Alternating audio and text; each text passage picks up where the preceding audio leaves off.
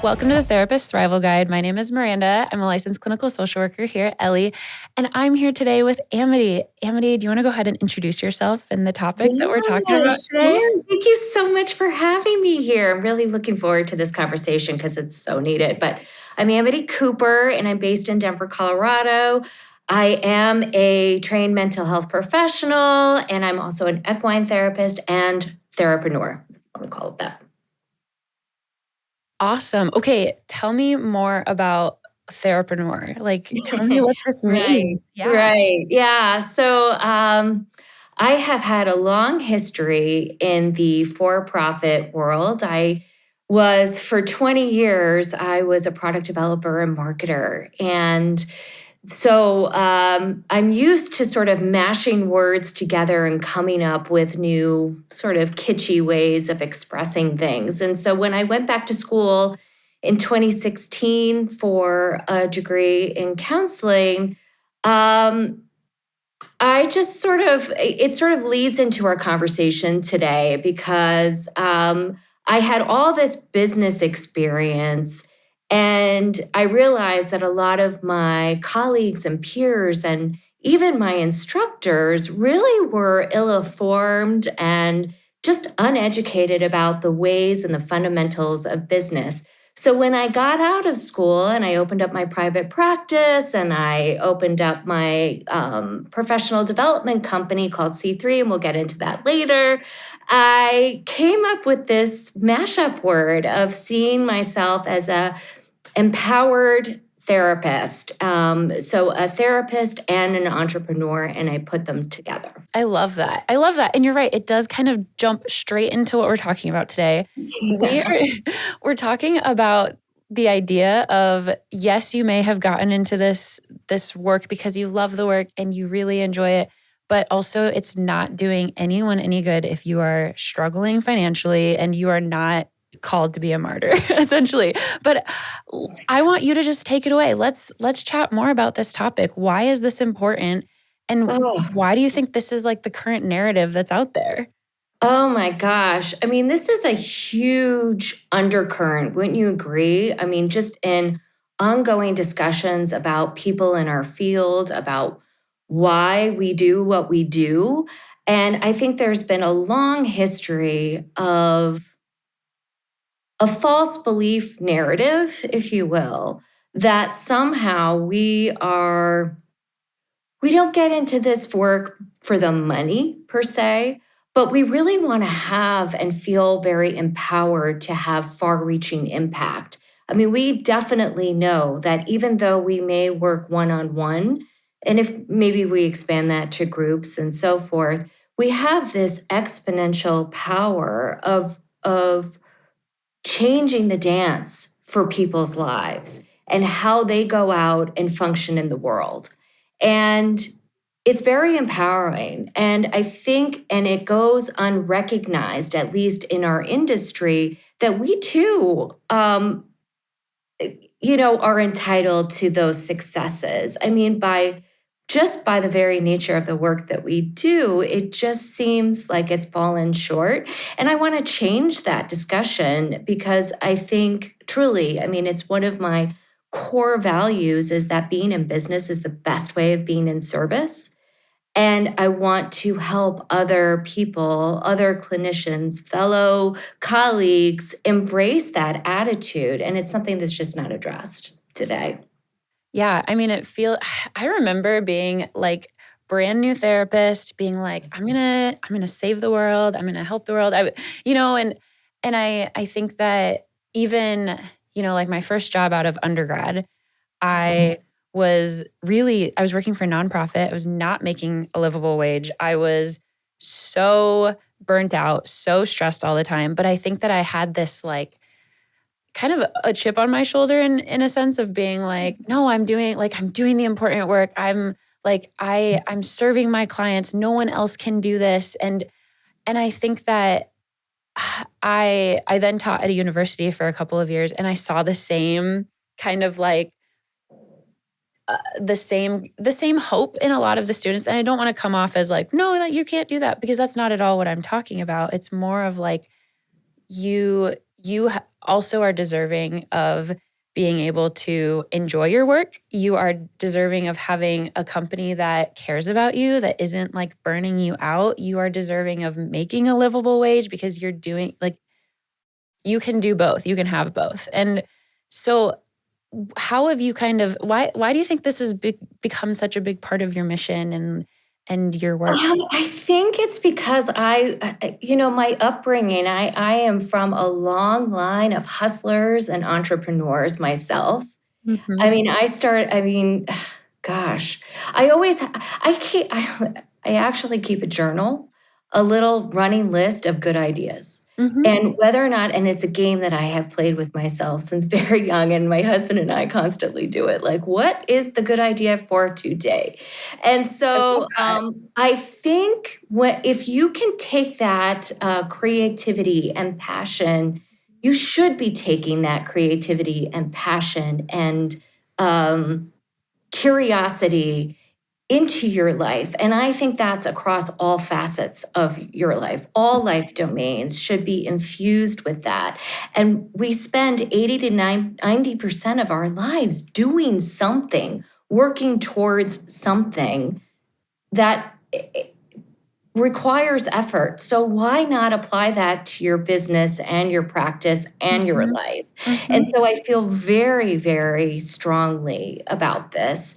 And we are we are such a unique group of individuals. We're some of the most highly trained. Mhm. We are great relators. We have an unfair advantage, not only in communications, but also in the way we deliver our information. And we're professional listeners. Mhm. Like we're a special breed. And the fact that our institutions and just sort of the industry at large sort of sets us up to be a martyr, Mhm. and that we're not worthy of Mhm. more, of abundance, Mhm. of impact in a way. Like, that's for our clients. We're Mhm. just there to help support our clients.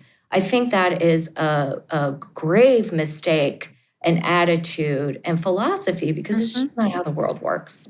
I think it also sets up a lot of therapists to um, be taken advantage of, especially by some companies that underpay or like kind of reinforce some of these different ideas. And I mean, I talk about this on the podcast a lot, where I'm on like different therapies groups on Facebook, like therapist groups Yeah. on Facebook.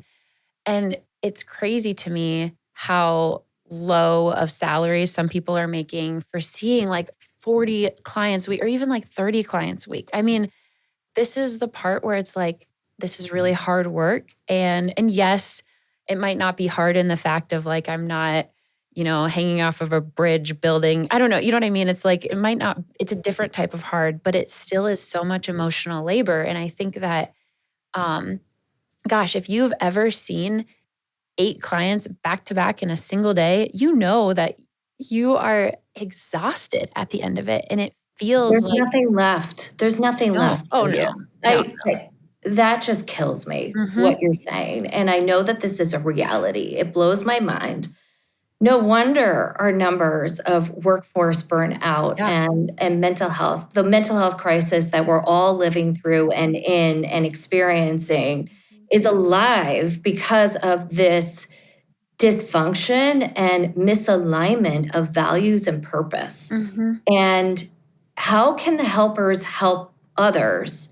It's the old adage, you put the oxygen mask Right, on before right. you start serving and Mhm. taking care of somebody else. And we're just not taught that. And it Mhm. begins in our institutions. Mhm. And I'm not knocking, no, that's wrong. I have to say, I believe our institutions are failing us. Mhm. And we're not pumping out enough clinicians to kind of to match the need and demand in the Mhm. workforce. It is an industry that is struggling to build up its workforce, and somehow the institutions are lagging behind. There's this huge gap between what the market is demanding and what is being supplied. but the majority of us are wanting more. They want to have agency Mhm. over their livelihoods and how Mhm. they make money. And that means for many of us going into private practice, whatever that looks like. And when you don't train and you don't upskill for those demands, you're really doing a disservice and you're spending $60,000 or more to get this master's level degree and above. It's just not right. The numbers don't add up. When you lay it out Mhm. on No. paper, it just doesn't add up. Right. Right. I mean, I think that this is something I was just recording a podcast episode this week with a couple of our clinic directors.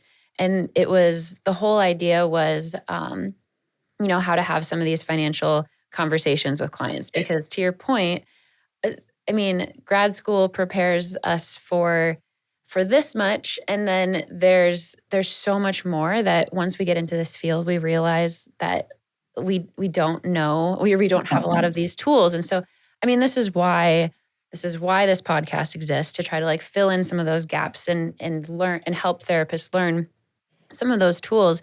And honestly, that's a big part of why Ellie exists too, where like wanting to fill the gap of like, I want to work in a group practice. I want to work in a smaller setting, but I want to be supported by a larger organization, but I also don't want to do this by myself in private practice. Like it's It's been lonely. it It's is. lonely. Oh yeah. Yeah. Solopreneurship can be extremely isolating and Mhm. lonely. Mhm. And we had an amazing, I don't know about you, I had an amazing community through grad school. I Oh loved it. yeah. And I Mhm. missed that terribly. Mhm. When you come back out into the workforce, it's not always, there's Right. trade-offs with Yeah, everything. But I absolutely. definitely felt that I had an advantage because of all my business experience. I knew how to do the Mhm. basic things. I Mhm. understood the fundamentals and the biology of Right. business so that I could open up my Yeah. practice Mhm. successfully. I knew how to market. I knew how to do all Mhm. those things. But no one talks about that. They don't provide that basic skill. The No, MBA didn't no. come with the MA, right? Right, And right. and and goodness knows we need it. Mhm. So for therapists that are listening to this and they're like, "Oh my gosh, I feel like I am in a cycle of this kind of like struggle in my work, struggling like whether it be financially or struggling, on the tipping point of burnout." Uh, How can therapists kind of start to lose some of those like self-imposed ideas of martyrdom and be like, "No, I'm taking control of this. I want to be more fulfilled in my work, and I want to have that mindset shift." How do you recommend, or what ideas do you have for therapists in there? Oh, there's lots of things that I can think about right off the top of my head. I would say, we spend a lot of time pursuing supervision. We get a lot of guidance clinically. Well, why not pursue finding a mentor, a supervisor for your career? So my specialty actually is in career counseling and career transitions. And often when I speak to my clients about this, we're often faced with these it's a quote from Bruce Feiler. He wrote, life fissures. We go through a series of adjustments and changes throughout our careers and our life and our lives. And we have these moments where we bring pause to the decisions. We have a fork in a road and we need to decide which direction we're going to go in. And those are perfect moments for self-reflection and to do a deep dive and to explore what's underneath and Mhm. what drives you, what are revisiting what your first principles and values are. Mm. So if you're at a moment of pause and Mhm. you're wondering, like, I got to get off this hamster wheel, whatever it may be, you are entitled to do that. I encourage you to do that and take, just as you encourage your clients, your end users who are interacting with you are entitled to figure out and design a life that Mhm. is right for you. Mhm. So I say it goes back to the beginning. I'd say you look around and you build a community of like-minded individuals who are there to support each other. join a mastermind group, create one of your own, Mm. find some sort of other support outside of your ecosystem that challenges you to grow and become Yes. something different. Mhm. Would you? I I mean, that's totally agree with first and that. foremost for me. Mhm. It's about self-care. It's Mhm. about life care Mhm. and Yeah. finding others to take you through and help you through these difficult times. Then, in regards to, I think you brought up somebody who traditionally is working in a group practice or a mental community Mhm. clinic who is overworked and grossly underpaid, and there aren't a lot of options because you're in a bureaucratic system that's really hard to change. Mhm. So, I think this is where I feel like professional development skills really come in. Now, there's a lot of ways in which you can do that. It's learning a new skill set, learning, not necessarily learning a new, and I'm going to veer away from if you're going to do professional development like we're all required to do, Mhm. search out different supportive parallel services that will help you grow professionally. And for me, that would be taking a business course. That would Mm. be learning a new technology, not a new intervention. Oh, There's interesting. 220 interventions out there. You've got that covered. Mhm. But explore and expand and grow yourself professionally so that you bring more value Mm. to your organization and they can turn to you and you can actually maybe set a new course and a new directive for how that agency is going to move forward. So I that's love that. those Yeah. are two things that really stand out for me. I feel like that has actually been very true for myself, even as I'm thinking about times when I felt really burnt out and how the thing that has kept me in, I mean, even in my current position, with the stuff that's been keeping me here is being able to diversify, being able to be creative. I love seeing clients, but I also really love clinical supervision. I also really love podcasting. I really love these other aspects. And so I love the idea of just kind of expanding your skill set, thinking about what makes you happy. What are some different kind of what was the term that you used? Like almost like a parallel, something else that you can be doing. But Yes. yeah, I mean, I think It's a that parallel advancement. It's a profession. Look at this is a for many of us, we're in it for we're lifers, you know. We're in this, we can do this like tennis, you know, we can we can play tennis into our 70s and 80s if we stay totally. well, you know. Huh? And I look at this career as an opportunity to work with people well into our later golden years. Mhm. So invest in yourself with that objective in mind. Mhm. And learning and growing is is a must. It is, Mhm. I can't even stress that enough. I mean, we have to continue to stay relevant and ahead of the curve in all aspects of our career.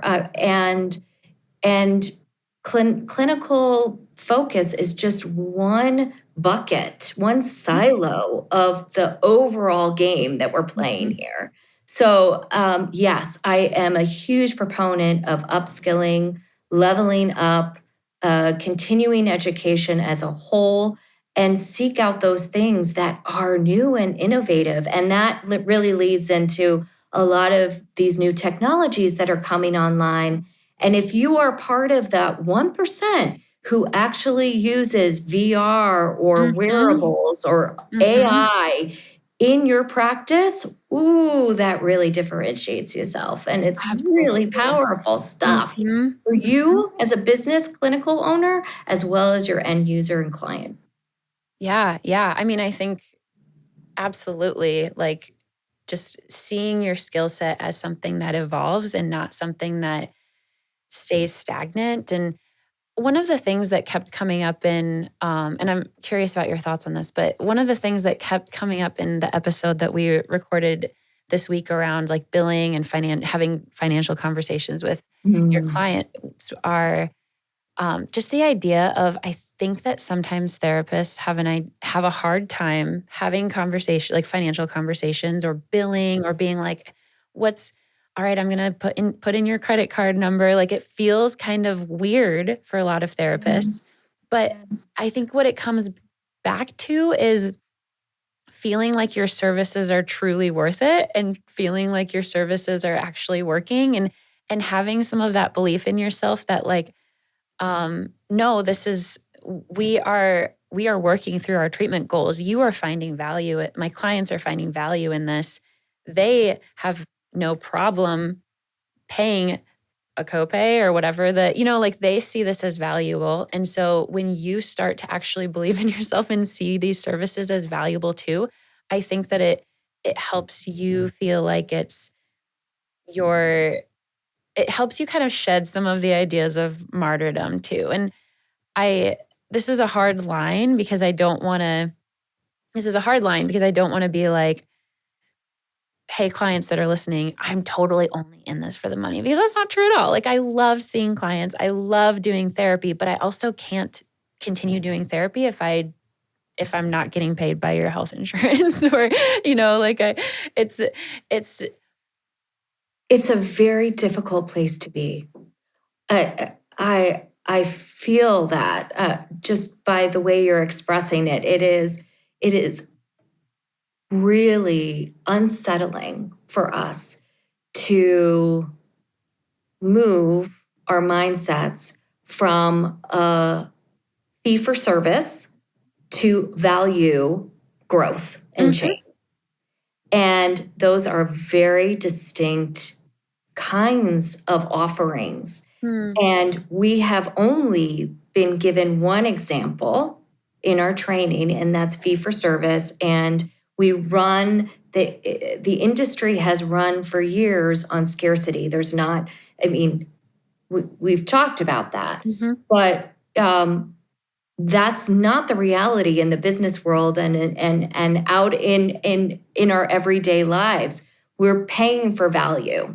Mhm. We're paying for a solution. We're paying for change and transformation. And if you can wrap your mind around the language that you speak to yourself about Mm. and the value that you bring to your clients, it starts to become, it's not going to be overnight, but it starts to become a different conversation because the outcomes are different, the deliverables are different. And it not only will you feel empowered and excited about going to work every day, because you see of all the impact that you make out in the world and with your clients' lives. Again, it goes back to that, what the original thing that I said is this butterfly effect of, like, it ripples out. Like, when your clients are doing and living their best lives because of the work that they did with you, it empowers you to move forward, doesn't it? I mean, it's so Mhm. inspiring.